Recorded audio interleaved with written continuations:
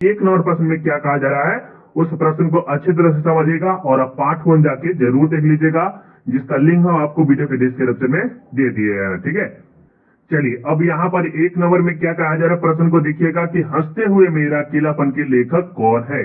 हंसते हुए मेरा अकेलापन के लेखक कौन है, तो आपको पता है कि मल्लेश साहब है, तो ये आपका बिल्कुल ही राइट आंसर है। अब चलिए सेकेंड नंबर प्रश्न में देखते हैं और यहाँ पे क्या करा है कि मल्लेश का मूल नाम क्या है। मल्लेश का मूल नाम क्या है, तो आपको पता है कि भरत जी श्रीवास्तव जो है वो मल्लेश जी का पहला नाम है। जैसे बचपन में जो बोला जाता है गोलू मोलू टोलू, इसी प्रकार क्या है मल्लेश जी का भी नाम है, क्या है, भरत जी श्रीवास्तव। राइट, तो आपका ए बिल्कुल ही राइट आंसर है। अब चलिए आपके सामने 3 नंबर प्रश्न में क्या करें कि प्यारे नन्हे बेटे को कविता में लोहा किसका प्रतीक माना गया है। प्यारे नन्हे ये जो बेटा कविता है उसमें क्या किया है, लोहा का प्रतीक बताया गया है। तो वह किसके बारे में बताया गया, नमक का या मशीन का या कर्म का या धर्म का। तो आपको पता है कि ये विनोद कुमार शुक्ल जी ने है, क्या क्या है, वो कर्म के बारे में बताया है लोहा को। ठीक है, तो आपका राइट आंसर क्या होगा प्रश्न को कि मेहनत कश और औरत को कवि ने किस रूप में देखा। ये जो मेहनत काम करने वाले जो लोग होते हैं और औरत को भी किस रूप में देखा है, सोना के रूप में, लोहा के रूप में या पत्थर या लकड़ी के रूप में। तो आपको पता है कि ये जो लोहा के रूप में देखे हैं कौन, विनोद कुमार शुक्ल जी। ठीक है, चलिए अब देखते हैं आपके सामने 5 नंबर प्रश्न में क्या करें कि नौकर की कमीज क्या है। नौकर की कमीज क्या है, कहानी है, काव्य सॉरी प्रबंध काव्य है या स्मरण है या उपन्यास है। तो ये प्रश्न भी वेरी वेरी इंपॉर्टेंट है, अच्छी तरह से याद कर लीजिएगा। ये जो नौकर की कमीज क्या है, तो आपको पता है एक प्रकार क्या है, बहुत अच्छी बात है। तो आपका जो राइट आंसर आ रहा है ये उपन्यास है। ठीक है, चलिए अब देखते हैं 6 नंबर प्रश्न में कि तिरिच कहानी के रचनाकार कौन है। तिरिच कहानी के रचयिताकार कौन है, तो ये जो है उदय प्रकाश है। कौन है, उदय प्रकाश। और इसमें भी बहुत ही अच्छा कहानी वगैरह कहा गया है। और सुनिएगा ना, जो वेरी वेरी इंपॉर्टेंट 2-4 ऐसे कहानी है जिसे सुनने में आपको बहुत ही इंटरेस्ट बढ़ेगा और बहुत मजा भी आएगा। देखिए सबसे पहले आपको याद रखना है सिपाही की माँ, पुत्र वियोग और 2-4 और है, वो कहानी सुनेगा तो आपको बहुत ही आनंदित मजा आएगा। ठीक है, यहाँ से आप लाइव क्लास ज्वाइन कर सकते हैं। ठीक है, चलिए 7 नंबर में देखते हैं और यहाँ पे क्या कह रहा है कि कहानीकार तिरिच की लाश को जलाने जंगल में किसके साथ गया था।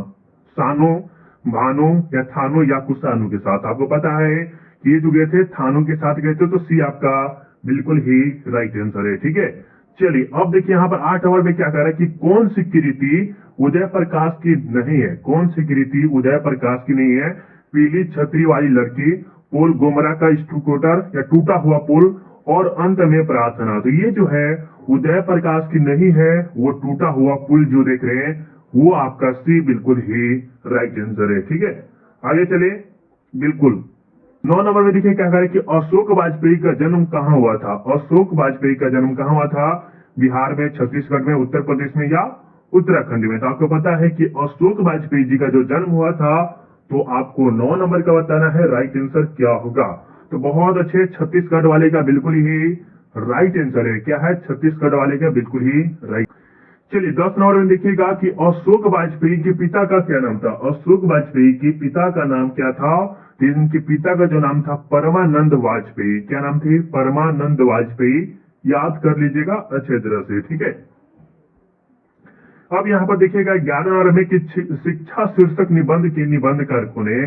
सबसे पहले याद रखना है ये जो शीर्षक है शिक्षा है वो एक प्रकार की निबंध है और इसके रचयिता कौन है, तो आपको पता है जय कृष्ण मूर्ति है। कौन है, डी आपका बिल्कुल ही राइट आंसर है। ठीक है, चलिए 12 नंबर देखते हैं कि जय कृष्ण मूर्ति का जन्म किस राज्य में हुआ था। जय कृष्ण मूर्ति का जन्म किस राज्य में हुआ था, आंध्र प्रदेश, उत्तर प्रदेश, राजस्थान, उड़ीसा। तो आपको पता है वो कहां पर जन्म हुआ था, पता है ना, बिल्कुल बता दीजिए अगर आपको याद है तो। बिल्कुल आंध्र प्रदेश में उनका जन्म हुआ था। किसका, अब देखिए 13 नंबर में क्या करे कि गांव के घर कविता के रचयिता कौन है। गांव के घर कविता के रचयिता कौन है, तो इसका भी आपको राइट आंसर पता होगा कि ये जो है ज्ञानेंद्र पति के द्वारा लिखा गया है। तो सी आपका बिल्कुल ही राइट आंसर है। अब चलिए यहाँ पर देखिएगा, प्रश्न को अच्छे तरह से समझिएगा और प्रश्न वेरी वेरी इंपॉर्टेंट है। कह रहा कि जिन बुलाओं से गांव के घर के रीढ़ झुरझुराती है, किस कवि की रचना है। अगर कह सकते हैं, अगर हम थोड़ा सा अर्थ अगर समझे तो रीढ़ झुरझुराती है। जैसे अगर देखिएगा कहीं प्रवेश करते हैं तो वहां पर जो है ना मूड़ी झुका के पिट्ठी दिखाना पड़ता है, उसी प्रकार का रीढ़ झुरझुराती है। तो ये किस कविता में कहा गया है? तो जयशंकर प्रसाद के द्वारा, या ज्ञानेंद्र पति, या अशोक वाजपेयी, या शमशेर बहादुर सिंह। तो इसके बारे में आपको फटाफट बता देना है, राइट आंसर क्या होगा। चलिए बहुत अच्छे, बी वाले का राइट आंसर है। अब देखिएगा आपके सामने 15 नंबर में कि ज्ञानेंद्र पति की कविता है। ज्ञानेंद्र पति की कविता क्या है? तो आपको पता है कि गांव का घर, बिल्कुल ही राइट आंसर है। हिंदी व्याकरण है। देखिए सब चीज पढ़ना जरूरी है। अगर सिर्फ बुक पढ़िएगा तो आपको अच्छा खासा नंबर नहीं आ सकते, बट हिंदी व्याकरण अगर आप अच्छे लेवल से पढ़ लेते हैं तो आपको अच्छा खासा नंबर आ जाएंगे। ठीक है, चलिए 16 नंबर देखिए, यथाशक्ति में कौन सा समास है? यथाशक्ति में कौन सा समास है? अगर आप समास का वीडियो नहीं देखें तो जाके जरूर देखिएगा, वीडियो के डिस्क्रिप्शन में डाल दिए, वहां से आप जाके देख सकते हैं। यथाशक्ति में कौन सा समास है? तो यथाशक्ति जो आपका है वो आपका तत्पुरुष समास है। क्या है? यथाशक्ति। ठीक है, अब चलिए यहाँ पर 17 नंबर में क्या करें? सप्तर्षि में कौन सा समास है? सप्तर्षि में कौन सा समास है? तो यहाँ पर प्रश्न को अच्छे से समझिएगा। सप्तर्षि मतलब कि सात, सात करे तो द्विगु समास ही पर आ रहा है, तो ये आपका बिल्कुल ही राइट आंसर है। ठीक है, अब यहाँ पर देखिएगा 18 नंबर में कि अन्न जल, यहाँ पर अन्न जो है लिखा गलत है, अन्न ऐसे होता है। अन्न जल कौन सा समास है? एक बात आपको हम बताते हैं थोड़ा सा, जहां भी हाइफन देखिए तो आपको क्या लगाना है? द्वंद समास लिखा है। लेकिन लेकिन एक तरफ से अगर देखिएगा कहीं कहता है कि टीचर लोग तो बोलते हैं, बहुत भी बोलते हैं कि सर हम जो पढ़े हैं कि हाइफन देखो और क्या लगाना है? द्वंद समास लगाना है। लेकिन हम इसे रॉन्ग कर दे तो आपको कैसे पता लगेगा कि सर आपने गलत बता दिया?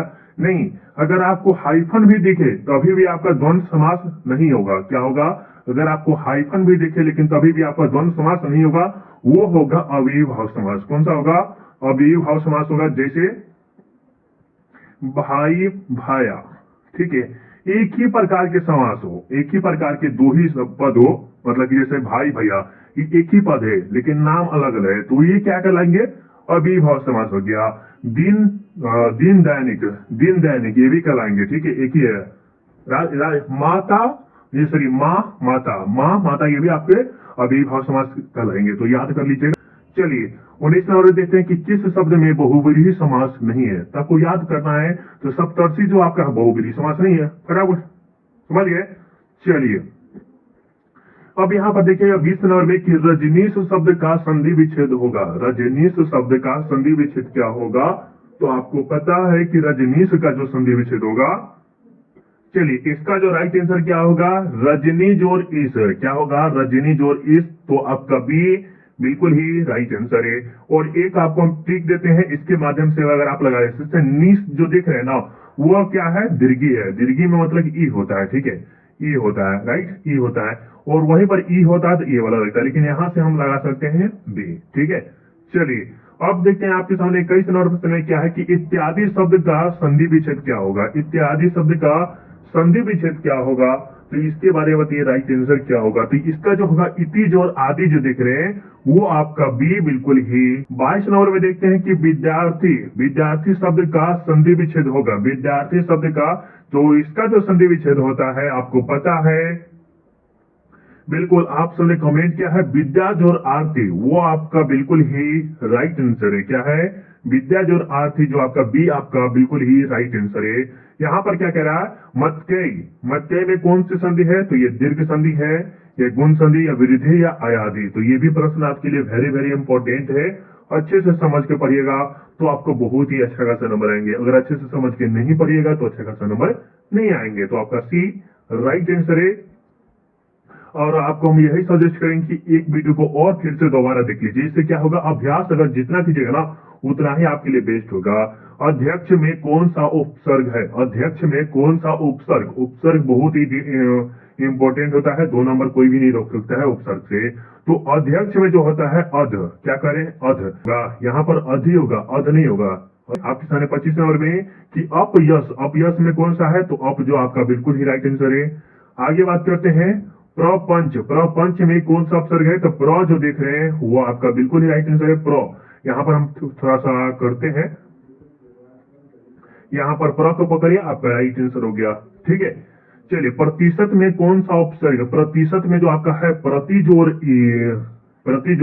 सद, प्रतिजोड़ सद, तो ये ए आपका बिल्कुल ही राइट आंसर है। और प्रश्न में क्या है कि घबराहट, घबराहट में कौन सा प्रश्न है, तो इसमें बताना है प्रत्यय, यहाँ पर उपसर्ग पूछा जा रहा था, अब जो आपको पूछा जा रहा है प्रत्यय, जो कि वेरी वेरी इंपॉर्टेंट ये प्रश्न है और अच्छे से आप याद कर लेंगे, ठीक है। तो देखिए, घब जोर आहट, ये जो देख रहे हैं आपका सी नहीं बी, बी क्या होगा, बी बिल्कुल ही राइट आंसर है। आहट आपका जो देख रहे हैं वो आपका सही है और राहट जो आपका है बिल्कुल ही रॉन्ग है, ठीक है। चलिए 29 नंबर में देखते हैं कि सपेरा में कौन सा प्रत्यय है, सपेरा में कौन सा प्रत्यय है, तो हम आपको एक ट्रिक देते हैं, यहां पर ये नहीं होगा, ये भी नहीं होगा, ये भी नहीं होगा, तो आपका जो राइट आंसर जो है बी बिल्कुल ही राइट आंसर। लेकिन आप समझे नहीं तो समझा देते हैं अच्छे तरह से कि जैसे सपेरा हो गया, मेरा हो गया, फू फेरा, ये कोई भी प्रश्न ऐसा रहे, ठीक है, चचेरा हो गया, ममेरा हो गया, ततेरा हो गया, कुछ भी रहे, ऐसे प्रश्न पूछा है कभी भी तो आपको क्या करना है, ए होता है और आई होता है, ठीक है। इसका मतलब होता है दो एकले, क्या होता है, इसका मतलब दो एकले होता है और इसका मतलब होता है कि एक एकले। तो यहाँ पर एक एकले लगा है, मतलब एक ही एकले लगा है, तो हमको ये पकड़ना होगा, राइट। तो ये हम पकड़े तब आपके इसके अकॉर्डिंग हमारा सही है। समझ गए, समझ गए ना, बिल्कुल समझ में आ गया, यस है नो, समझ में आया कि नहीं, चलिए समझ में आ गया होगा। अब यहाँ पर देखिएगा सुंदरता में कौन सा प्रत्यय है, सुंदरता में देखिएगा क्या कह रहा है, सुंदरता, सुंदर जोड़ता, तो यहाँ पर ता को पकड़िए, आपका राइट आंसर है, ठीक है। अब देखिए बहाव में कौन सा प्रत्यय है, बहाव जो है उसमें कौन सा प्रत्यय है, तो बहाव, और इसको पकड़िए कि आ पकड़िएगा, आ पकड़िएगा, आओ, तो ये आपका सी बिल्कुल ही राइट आंसर है, क्या है, सी। फिर से आपको बताते हैं, बहाव जो हाव देख रहे हैं वो उसमें क्या पकड़ना है, आ पकड़ना है, और वह, तो अब जो आपका है बिल्कुल ही सही है, ठीक है। चलिए 31 नंबर प्रश्न में देखते हैं कि बादल का पर्यायवाची शब्द होता है, बादल का पर्यायवाची शब्द जो होता है वो आपको कमेंट करके बताना है। तो बादल का जो पर्यायवाची शब्द होता है पयोद होता है, क्या होता है, पयोद, तो सी आपका राइट आंसर है। चलिए अब यहाँ पर देखिएगा प्रश्न यहाँ पर जो बोला जा रहा है कि बाल कृष्ण भट्ट ने हिंदी प्रादीप का संचालन कितने वर्ष तक किया है, मतलब कि बाल कृष्ण भट्ट जो है वो कितने वर्ष तक संचालन किया है, तो वो जो किए थे 30 वर्ष तक किए थे, या 33 वर्ष तक किए थे, या 32 या 31। तो इसके बारे में कमेंट आप करके जरूर बताएंगे और मुझे पूरा विश्वास है कि ये प्रश्न आप गलत नहीं किए। चलिए अब आगे देखते हैं 34 नंबर प्रश्न में क्या करा कि घर का पर्यायवाची शब्द है, घर का पर्यायवाची शब्द जो होता है निकेत होता है, क्या होता है, निकेत। अब देखते हैं आपके सामने 35 नंबर प्रश्न में कि दैत्य का पर्यायवाची शब्द नहीं है, दैत्य का पर्यायवाची शब्द नहीं है, तो वो जो होता है सुर या यतुधन, यतुधान या सुरारी या रजनीचर। तो इसमें बताइए राइट आंसर क्या होगा 35 का। तो ये भी आपको प्रश्न पता है, तो ये जो होता है सुर नहीं होता है, ठीक है, दैत्य का जो हो आपका सुर नहीं होता है। अब देखिए आपके सामने 36 नंबर प्रश्न में कि लोक शब्द का विलोम शब्द है, लोक का क्या होना चाहिए, परलोक, इहलोक, त्रिलोक या भूलोक। तो ये बता दे दीजिए, तो ये भी जो आपका जो राइट आंसर क्या होगा, परलोक वाले का बिल्कुल ही राइट आंसर है। अब देखते हैं 37 नंबर प्रश्न में कि आकाश का विलोम शब्द क्या होता है, तो आकाश का जो होता है पताल होता है, क्या होता है, आकाश का पताल होता है। अब जो हम आपसे पूछते हैं अकाल, क्या कहते हैं, अकाल, अकाल का क्या होता है, आप सब फटाफट कमेंट करके बताइएगा अकाल का क्या होता है। चलिए कमेंट करके बताइएगा जरूर। कृतज्ञ का विलोम शब्द क्या होता है, कृतज्ञ का विलोम शब्द क्या होता है, तो कृतज्ञ का क्या होता है, कृत धन होता है, कृत धन जो आपका बी बिल्कुल ही राइट आंसर है। स्तुति का विलोम शब्द होता है, स्तुति का विलोम शब्द होता है निंदा, शिकायत, घृणा या द्वेष। तो आपको पता है कि स्तुति का विलोम शब्द जो होता है आपको पता है ना, बहुत अच्छा, ये जो होता है निंदा होता है, क्या होता है, कि वह स्त्री जिसे पति ने त्याग दिया हो, कोई स्त्री है जिसे क्या किया गया है, पति ने त्याग दिया है, उसे एक शब्दों में कहा जा सकता है उल्टा या बांझ। बांझ किसे कहते हैं, जिसका पुत्र उत्र नहीं होता है उसे बांझ बोला जाता है, तो बांझ तो बिल्कुल ही रॉन्ग है। उसके परित्यक्ता या पर किया। तो ये जो भी आपको बोलने में अच्छा नहीं लग रहा है, लेकिन ये जो आप देख रहे हैं सी, आपका बिल्कुल ही राइट आंसर है, ठीक है, सी वाले का। अब 41 नंबर में देखिएगा कि बिना पलक गिराए एक टक देखते रहने के लिए एक शब्द होता है। बिना पलक गिराए हुआ मतलब कि एक झटकी नहीं मारने के लिए, तो वो क्या कहलाएंगे? 41 नंबर का बता दीजिए फटाफट क्या होगा। चलिए बहुत अच्छी बात है, आप सबका जो आ रहा है अनिमेष आ रहा है। क्या आ रहा है? अनिमेष। आगे देखते हैं, जिसके समान दूसरा न हो के लिए एक शब्द होता है, मतलब मान लीजिए उसके जैसा कोई दूसरा न हो, वो क्या कहलाएंगे? अलौकिक, अप्रतिभा, स्वर्गिक या अप्रतिम। तो बता दीजिए अप्रतिम। तो इसमें बता दीजिए, आपको पता होना चाहिए, ये भी प्रश्न आपको। चलिए बहुत अच्छे, डी वाले का बिल्कुल आपके सामने 43 नंबर में, जो किए गए उपकार को मानता है के लिए एक शब्द होता है। जो किए गए उपकार को मानते हैं, जैसे हम आप एक उपकार किए और उस उपकार के बदले में आप कुछ मानते कि हाँ ये मेरे लिए इतना काम किए हुए थे, तो वो क्या कहलाएंगे? वो आपको बताना है। तो ये क्या कहते हैं? कृतज्ञ कहते हैं, ठीक है। आगे बात करते हैं 44 नंबर में कि अंगार उगलना मुहावरे का अर्थ होता है। अंगार, अंगार उगालना मुहावरे का अर्थ क्या होता है? तो आपको पता है क्या होता है? कठोर वचन कहना, ठीक है। तो डी ये भी याद रख लीजिएगा। अब देखिए 45 में कि अक्ल सठियाना, अक्ल सठियाना मुहावरे का अर्थ क्या होता है? बुद्धि भ्रष्ट होना, गंदा करना, सहायता करना या पोल खोना। तो ये जो अक्ल सठियाना जो होता है, उसका जो अर्थ होता है बुद्धि भ्रष्ट हो जाना। तो ये आपका देखिए आपके सामने 46 नंबर में कि अपने पैरों पर खड़ा होना मुहावरे का अर्थ क्या होता है? अपने पैरों पर खड़ा होना बहुत ही गर्व की बात कहलाता है। दूर जाना, स्वावलंबी होना, प्रिय होना, सुंदर होना। तो आपका जो राइट आंसर क्या होगा? स्वावलंबी होना, जो कि बी आपका बिल्कुल ही राइट आंसर है। अब देखिए 47 नंबर में कि 8-8 आंसू रोना, 8-8 आंसू रोना, क्या बात है, गजब सा प्रश्न लिखा गया है। प्रीतम की मृत्यु रोना, कोई लवर के या लवली के लिए रोना, ठीक है। दारुण कष्ट में पड़ना, बुरी तरह पछताना, बिल बिल कर दोना। तो ये भी बता दीजिए। तो इसका जो राइट आंसर आपको पता हो गया होगा, मुझे पता है आपको हो गया होगा। तो इसमें जो होता है बुरी तरह पछताना, 8-8 आंसू रोना, तो ये क्या होता है? बुरी तरह पछताना, ठीक है। चलिए, पालना का विशेषण क्या होता है? पालतू होता है। क्या होता है? पालना का जो विशेषण होता है। 49 नंबर में कि दिन का विशेषण क्या होता है? दैनिक होता है, ये भी याद रखिएगा। अब देखिए 50 नंबर में क्या कर रहा है कि नमक का विशेषण क्या होता है? नमकीन होता है। तो ये भी आपको पता चल गया। बी